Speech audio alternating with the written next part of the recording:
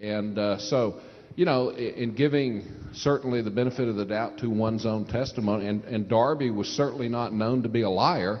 Now, I know that, you know, it's kind of like today's politics where, you know, George W. Bush and Sarah Palin and people like that, certain people build a parallel universe for these people and make a, you know, build a character that doesn't exist. Mm-hmm. You know, that said that they didn't know where Africa was, or they could see Russia from their front porch. You know, these are things that these people never said, and they become, you know, believed because of the media and stuff like that. And that's basically the same kind of misstatement that you have going on, you know, in this area as well. And one of the reasons that pre-tribbers have not gotten into defending our historical roots is because we were too busy teaching the Bible.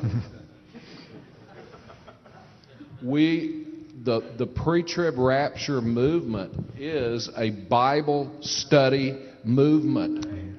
And even George Ladd and people that oppose us admit this, that it was the greatest Bible study movement in Europe in the 1800s that this came out of. And it's because they didn't set out to study even eschatology.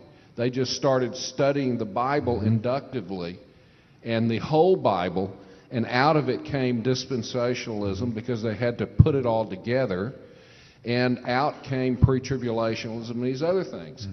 And the same is true in the United States about 50 years later.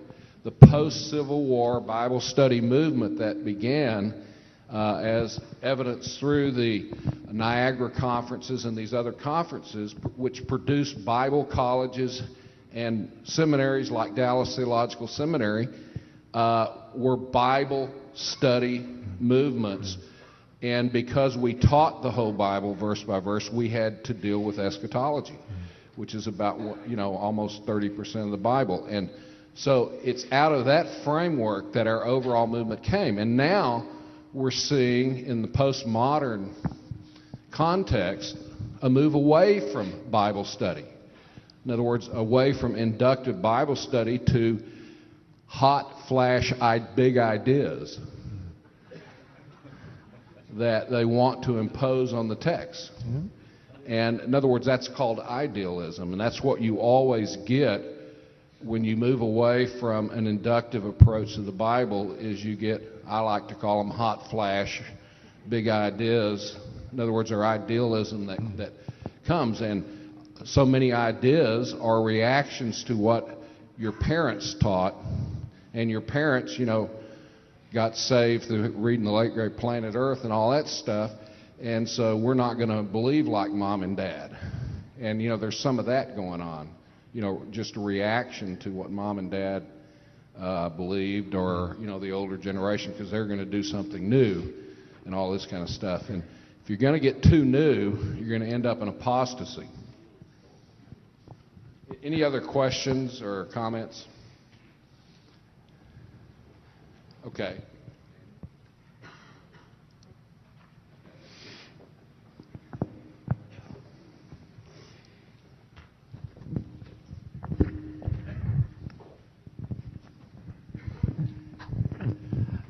I was just wondering, kind of a postscript comment, and sort of asking you too, being in Manchester.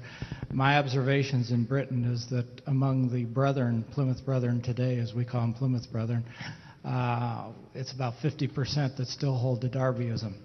Would you agree with me? And what is your observation as to why so many brethren churches have turned away from the clearly dispensational view? I don't know. My background is not brethren.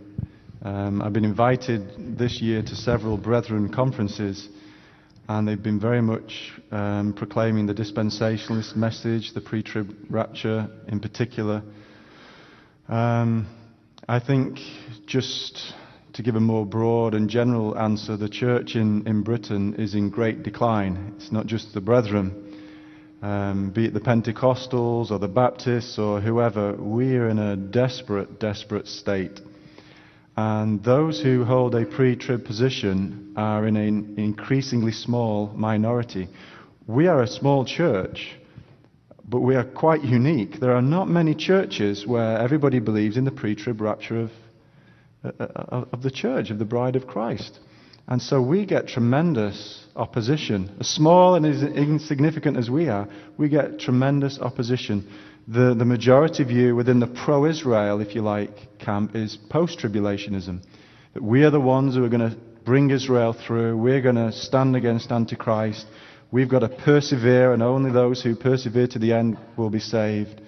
And I could tell you some horror stories of what senior evangelical leaders are teaching in Britain today. So I think that the decline in Brethrenism is just a symptom of a much broader decline in the state of the church, full stop.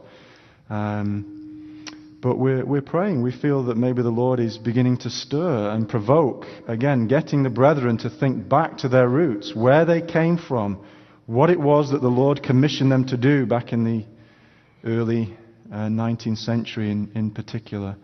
So it's difficult times, but that's what the Scripture says. It will be difficult. I'm sorry I can't give you any more specific than that regarding the brethren.